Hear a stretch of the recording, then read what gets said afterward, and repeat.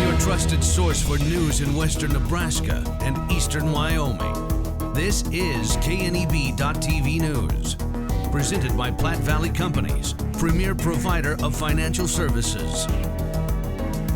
Hello, I'm Ryan Murphy. This is KNEB.TV News, powered by Platte Valley Companies. Thanks for joining me. In our top story, investigators with the Nebraska State Patrol have arrested another person in connection to a homicide investigation that began last September. In the fall, NSP investigators arrested Tamara Bingham on multiple charges, including first-degree murder related to the homicide of Abram Cifuentes. He was found deceased in rural Box Butte County. Investigators also arrested Matthew Landreth as an accessory to a felony. Last Thursday, investigators performed a search warrant at a location in rural Sheridan County and arrested Rudy Bingham, Tamara's mother, on charges of tampering with physical evidence, unlawful disposal of human remains, and accessory to a felony. During Thursday's search warrant, investigators also located methamphetamine and arrested Harley Salway for possession of a controlled substance. Both subjects were lodged into the Box Butte County Jail, and the investigation remains ongoing. Well, 2 Scottsbluff residents were hospitalized after an early Sunday morning house fire. Fire Prevention Officer Chris Perales says shortly after midnight, Scottsbluff firefighters were dispatched to the 1500 block of Avenue X for a report of heavy smoke in a residence. All occupants were able to self-evacuate and were accounted for. However, crews were advised 2 residents needed medical attention due to smoke inhalation after attempting to extinguish the fire. Those residents were evaluated by Regional West EMS and were transported up to the hospital for further evaluation. Perales says the fire started in the kitchen pantry. However, the cause of the fire remains under investigation. He tells KNEB News the home lacked working smoke alarms, and given the time of the fire, late at night, the situation could have been much different had the occupants been asleep, which is a grave reminder that residents should ensure they have working smoke alarms in their home. And a Cheyenne man will be spending time with the Nebraska Department of Corrections after being sentenced to a trio of charges earlier this month in Scottsbluff County District Court. 32-year-old David Wilson was one of the 4 arrested after officers with the Wing Drug Task Force served a search warrant at 1223 Broadway in Scottsbluff. During the search, a stolen vehicle and firearms were recovered, as well as numerous types of narcotics and paraphernalia. In April, he pled no contest to attempted theft by receiving stolen property and guilty to attempted to possession with intent to distribute meth and being a felon in possession of a firearm. Judge Andrea Miller sentenced Wilson to 3 years for the attempted theft and 8 to 12 years on the remaining 2 counts, which will all run concurrent to each other. We'll have more news right after this. At Platte Valley Bank, we want to help you take advantage of every adventure. We know you have plans, goals, and dreams. Let us help you with them. Whether it is building, buying, or renovating, we have the home loan or home equity line of credit to fit your needs. Stop in and see us at Platte Valley Bank and let us help make your dreams a reality. You belong here. Platte Valley Bank, member FDIC, equal housing lender.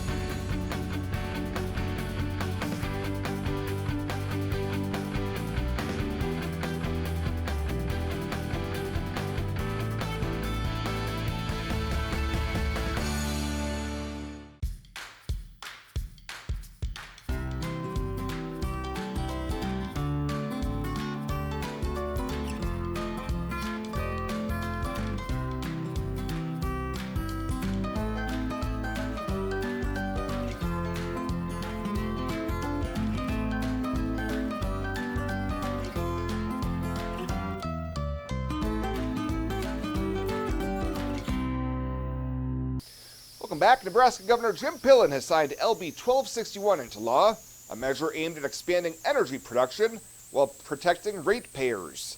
The bill allows private companies to build large-scale power generation to meet growing demand, shifting financial risk away from everyday customers. That, using examples of, we'll take a plant that'll take 1,200 megawatts of energy, being able to build that with private dollars behind the meter makes those things all happen quickly. So we have incredible opportunities. Leaders say the law signals Nebraska is open for business while protecting its long-standing public power system. And the Nebraska Chamber of Commerce and Industry has named Joseph Young as its next president and CEO. Young brings more than 2 decades of experience in economic development, government relations, and business growth, and previously served as executive vice president of the Chamber from 2015 to 2018.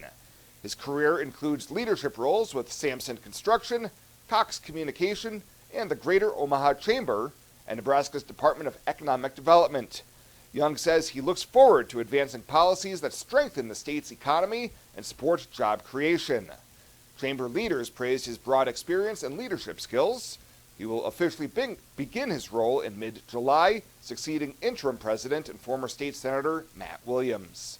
Life is crazy. Pain is stressful. How can anybody concentrate with these busy schedules? Now you can. This is Ben Moravec coming to you from Hydrozen, a float therapy business right here in Scottsbluff. I'm here today to let you know we now have memberships for $49 monthly. You can guarantee yourself at least 1 float per month. You know how floating keeps your muscles relaxed, your joints relieved, and your brain clear to think? Now you can float at a reduced rate each month. Inquire today at hydrozenfloat.com or call us at 308-63-FLOAT. Hydrozen. Unplug and recharge.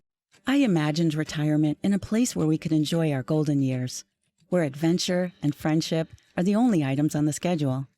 The Garden Homes at Northfield gives us the luxury we planned for and peace of mind when it comes to convenience, safety, and comfort. We never have to stop and think about the day-to-day upkeep. We love to explore abroad, but most importantly in our backyard. So much to do, so much to see.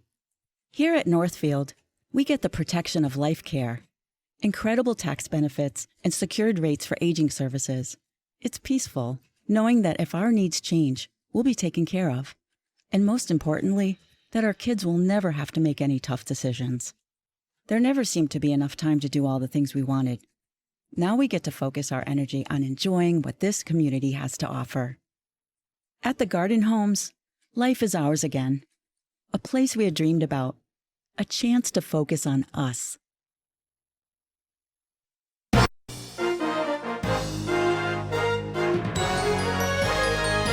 I'm Lacey Shippey for the Rural Radio Network, and it's time for a look at our midday livestock trade with livestock market analyst Kyle Bumstead. And Kyle, we're seeing a good rally here in the cattle market today. Tell me what you're making of the trade. Well, Lacey, it looks to me like some non-commercial buying here as we look at this thing here. The spreads are under a little bit of pressure here. We're going to see that feeder cattle index. It's going to make a little bit of a move here today. The feeders index is going to be up $1.37 here at 364.03 with a daily average of 366.69 on 4,418 head. That Joplin, Missouri sale was 361 up $2. OKC was up was 366 up $13. And then you had Worthing's annual barbecue sale. They put in 1,000 head at 373. Another thing that we're seeing here today is box beef. We're up 46 on the choice, up $1.58 here on the select. So that's kind of helping things out here potentially as far as the psychology of these non-commercial funds coming in here to buy. But when you look at the spreads here, we're seeing these feeder cattle spreads under a little bit of pressure here. We're seeing the August lose ground here to the September. The September is losing ground to the October, and the October is losing ground to the November. Building a little bit of premium out there in those deferreds, which isn't really technically bullish here. You're seeing that commercial selling come through. On the live cattle side of things here, we've seen some big, someone really massively getting out of their short June cattle here. We've seen some big iceberg orders here, somebody's trying to get out crying uncle here. It's time for them to get out. We've only got a couple weeks left in this contract, so we've seen a lot of movement here, and I think it was somebody covering some shorts here. They finally realized that June wasn't going to go to 240 when you trade in 260 cash market, and you're sitting here at 255. So, speaking of cash, it's been very, very quiet, although I have heard some auctions around the country, up in the north here that have been steady money with last week, so that remains to be seen. But, as far as the, actual movement here, it looks to be like a little bit of commercial selling as well, too. Do keep in mind we could be in for a setback as far as these feeders go. We've rallied about $30 in 8 days, so anything's possible, especially on this holiday shortened week ahead of Cattle on Feed Report, Lacey. Thank you, Kyle. That is livestock market analyst Kyle Bumstead here on the Rural Radio Network. Orchards, greenhouses, you-pick fields, and farmers markets. Nebraska's specialty crops are growing more than just food. They're growing opportunity. Join us as we take you inside the stories of the farmers, innovators, and communities behind fruits, vegetables, and more across the state. Specialty crops are a vital part of Nebraska agriculture. This series is made possible through funding from USDA's Agricultural Marketing Service Specialty Crop Block Grant Program. Hey Nebraska, this is Tyler Brigdenhill, your local channel agronomist, here to let you know that Channel Agronomy has more than doubled our team of agronomists. That means more game-changing local insights and more boots-on-the-ground support to take your acres to the next level. We're excited to bring you our new lineup of corn and soybean products, so work with your local seed professional here in South Central Nebraska for timely management decisions. For more local agronomy tips, visit channel.com/agronomy. Read and follow pesticide label directions, grain marketing, and other stewardship practices. Welcome back to the Rural Radio Network. I'm Lacey Shippey, live from the Gingrich Structures Market Desk. They use quality materials built for tough Midwest conditions at Gingrich Structures, and you can visit gingerichstructures.com for all the information. Grains are mixed here at midday with crude oil down about $4 for the day, sitting around $76 a barrel. Soybean futures are rallying, turning around their overnight weakness with some new rumors about new crop demand on the export market. Yesterday's NOPA crush report showed a strong number that was higher than this time last year, though it did come in lower than the trade expected. The product markets have been sharply lower with falling crude, and corn and wheat futures are mostly higher with corn seeing some spillover support from the wheat. The hard red winter wheat has seen some two-sided price action with pressure from crude, but also some support as harvest continues to support the reports of very poor crop conditions out there. July corn is down a half at $4.15. We're up 1.5 at $4.43 1/4. July soybeans are up 8.5 at $11.27 3/4. November up 11 1/4 at $11.46 1/4. July Chicago wheat up 10 1/4 at $6. September up 8 at $6.08 1/2. July Kansas City wheat is down 1 at $6.39. September up a half at $6.45 3/4. July soybean meal is up 2.30 at $3.0430. July bean oil down 1.55 at $72.82. June live cattle are up 3.37 at $2.54. August up 4.42 at $2.4767. August feeders up 5.65 at $3.6720. September up 5.67 at $3.6520. August lean hogs are down 15 at 95.62. That's a check of your markets. You're listening to the Rural Radio Network. The summer heat will be here soon, but our hot summer savings sale starts now. Get $1,200 off every door and $800 off every window with no money down, no interest, and no payments for 12 months. Plus an extra 5% off the entire project if purchased on initial consultation. Hurry, this exclusive offer won't last long. Now's the perfect time to upgrade your windows and doors, so grab these hot savings while you can. Call today or visit rbawyoming.com to book your free estimate.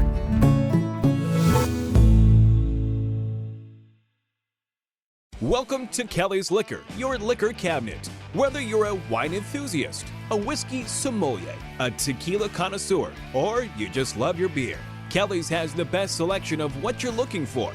Family owned and operated since 1946 and right on 27th Street in Scottsbluff. Come see us today at Kelly's Liquor, your liquor cabinet. And remember to be a good neighbor. Don't drink and drive. Kelly's Liquor, West 27th Street in Scottsbluff.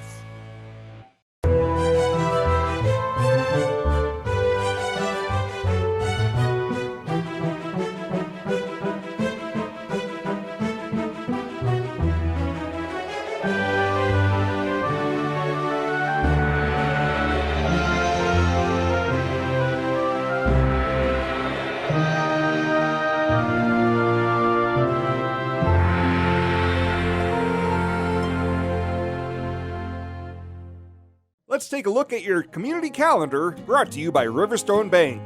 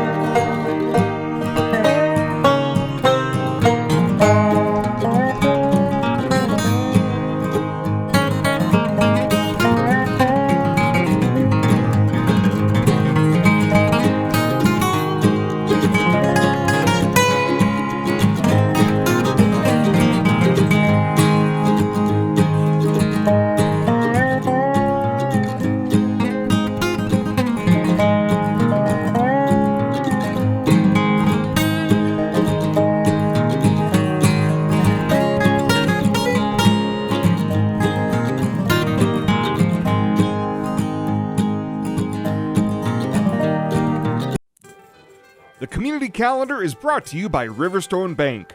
We're local and we love our community.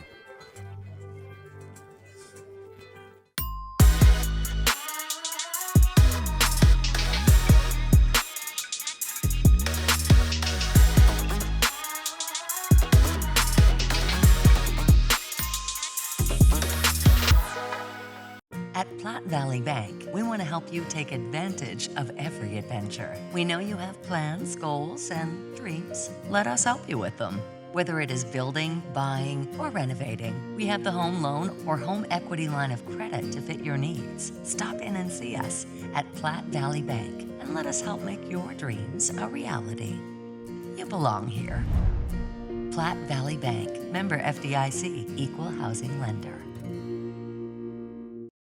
And Father's Night, CASA of Scottsbluff County was awarded $10,000 in City of Scottsbluff Keno funds to help support children who enter foster care with few or no personal belongings. Speaking to the Scottsbluff City Council, CASA Board President Oscar Gonzalez said the organization serves about 60 children through 40 trained volunteers who are appointed by judges to advocate for children navigating the court system. Gonzalez said the funding would be used for hygiene products, school supplies, and other basic necessities that help provide stability during a rocky transition into foster care. He explained that while CASA receives federal and state grant funding, those dollars are highly restricted and cannot be used for items that directly support children's immediate needs. So we're not allowed to purchase those kind of things that would provide these children some dignity or some stability, those kind of things. Those funds are strictly for, very minimal is for keeping our volunteers trained and up to date. $0 can go towards any of those essential items that these kids would need moving into a foster care or even reunification with their families. Council members expressed support for the request after learning about the funding restrictions, and a motion was made to approve the funding request. Well, that does it for us this time. Thank you so much for tuning in. Stay safe out there. We'll see you here next time.